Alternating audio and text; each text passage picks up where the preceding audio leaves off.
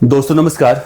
दिल्ली के नजफगढ़ में मंगलवार को एक और गैंग वॉर हुआ और हवा में गूंजी गोलियों की आवाजों ने इलाके में पूरी तरह से दहशत फैला दी। कुख्यात गैंगस्टर नीरज बवानिया गैंग के शूटरों ने अशोक प्रधान गैंग के एक प्रमुख बदमाश पर खुलेआम फायरिंग कर दी। पुलिस ने इस मामले में 4 बदमाशों को ब्रेजा कार पर सवार होकर भागते हुए देखा, लेकिन पकड़ नहीं पाई। जांच में मालूम चला कि 15 से ज्यादा राउंड गोलियां चली हैं। नीरज बवाना गैंग के बदमाश अशोक प्रधान गैंग के रोहित लांबा को निशाना बनाने आए थे। इस गैंग वॉर में फिलहाल कोई घायल तो नहीं हुआ, लेकिन यह घटना उस वक्त हुई जब रोहित लांबा यानी जिसके ऊपर फायरिंग हुई है, वो अपनी स्कूटी पर एक दोस्त के साथ नजफगढ़ थाना इलाके के एक मंदिर की तरफ जा रहा था। तभी अचानक पीछे से एक ब्रेजा कार आती है और उसमें से 4 बदमाश उतरते हैं। बदमाश उतरते ही ताबड़तोड़ गोलियां उस बदमाश पर चला देते हैं। रोहित लांबा ने तुरंत इसके बाद पुलिस कंट्रोल रूम को कॉल किया और इस घटना की पूरी जानकारी दी। पुलिस टीम जब मौके पर पहुंची तो खाली कारतूसों का एक अंबार मिला। इस मामले में पुलिस का यह मानना है कि हमला पहले से ही प्लानिंग के तहत किया गया है। रोहित लांबा दरअसल अशोक प्रधान गैंग का सक्रिय बदमाश है, जो हाल ही में नीरज बवाना के मामा की हत्या के एक मामले में जमानत पर रिहा हुआ है। और ऐसा माना जा रहा है कि नीरज बवानिया गैंग ने रोहित लांबा पर बदले की नीयत से ही हमला करवाया होगा। गैंगस्टर रोहित लांबा ने पुलिस को दिए बयान में कहा है कि बदमाशों ने साफ रूप से उसे निशाना बनाया, लेकिन अंधेरे और भागने की जल्दी में वो चूक गए।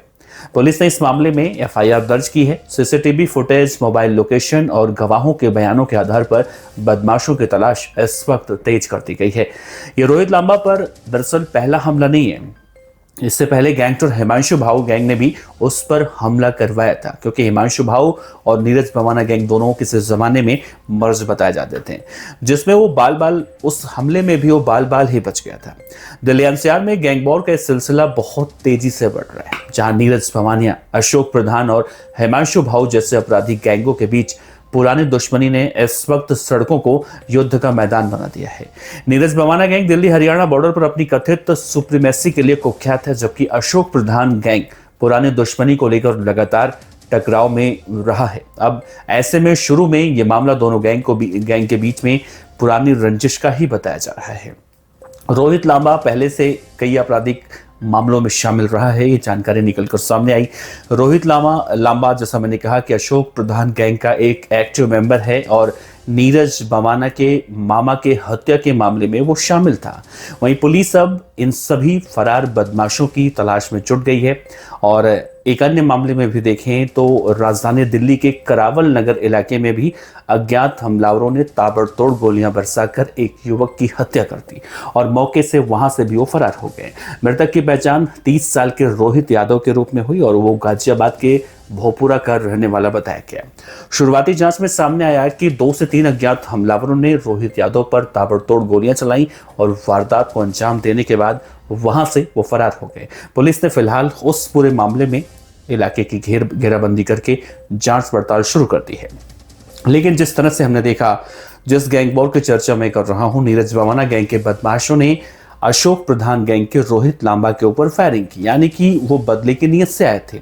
ऐसे में एक चीज और देखा जाए, किस्मत का खेल बहुत अच्छा होता है या बहुत अजीब होता है। इसी रोहित लांबा पर हिमांशु भाऊ ने भी फायरिंग करवाई थी और इसी रोहित लांबा पर नीरज बवाना गैंग के 4 बदमाश मारने आते हैं, लेकिन वो दोनों बार बच गया। ये उसकी अच्छी किस्मत भी कहा जा सकता है, लेकिन बदमाश है वो भी तो कहीं ना कहीं देखने को मिल रहा है कि जेल से जमानत पर बाहर आते हैं बदमाश, लेकिन वहां पर भी अपने दुश्मन गैंग के बदमाशों की गोली का शिकार ही होते हैं। ऐसे में एक ही नसीहत देते हैं लोग कि भाई साहब बदमाशी की दुनिया अच्छी लगती हो तो वहां से निकल आइए और एक अच्छी खासी दुनिया में अच्छा बुरा कम ज्यादा रहिए, लेकिन कम से कम जिंदा तो आप रहोगे। फिलहाल इस पूरे मामले में गैंग वॉर का जो खेल शुरू हुआ है, नीरज बवाना का नाम जुड़ने के बाद हर कोई केस बड़ा हो जाता है। अशोक प्रधान भी कोई छोटा मोटा बदमाश नहीं है, बहुत बड़ा कुख्यात बदमाश उस गैंग को कहा जाता है। नीरज बवाना इस वक्त दिल्ली के तिहाड़ जेल में बंद है और अशोक प्रधान और नीरज बवानिया गैंग के बीच की अदावत काफी पुरानी है। ऐसे में अब इस गैंग वॉर के बाद कहीं ना कहीं देखने को मिल सकता है, अब इस बात की आशंका जताई जा रही है कि बदले की नीयत से इन दोनों गैंगों के बीच में गैंग वॉर ना हो, इसकी कल्पना जरूर की जा रही है कि और उसको लेकर अब दिल्ली पुलिस के जवान मुस्तैद हो गए हैं और ऐसे बदमाशों को रोकने के लिए अब हर संभव युद्ध स्तर पर भी कोशिश की जा रही है।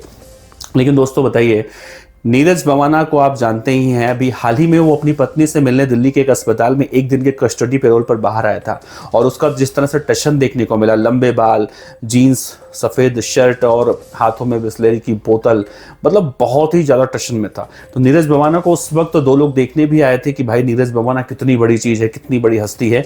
तो वहाँ पर दो लोग उस वक्त कस्टडी में लिए गए थे। दिल्ली पुलिस के कई जवान उस वक्त लगा दिए गए थे। आप सोचिए, अंदाज़ा लगाइए, उस नीरज भवाना गैंग के 4 बदमाश एक गैंग वॉर को अंजाम देते हैं। बहरहाल इस पूरे मामले में आरोपियों की गिरफ्तारी अभी नहीं हुई है और पुलिस का कहना है बहुत जल्दी पकड़े जाएंगे। लेकिन ऐसे में एक सवाल उठता है कि आखिर गैंगों के बीच वर्चस्व को लेकर गैंग वॉर का खेल जो शुरू हुआ है वो खत्म कहां पर होगा। वैसे आप इस खबर पर अपनी राय रख सकते हैं दोस्तों। नमस्कार।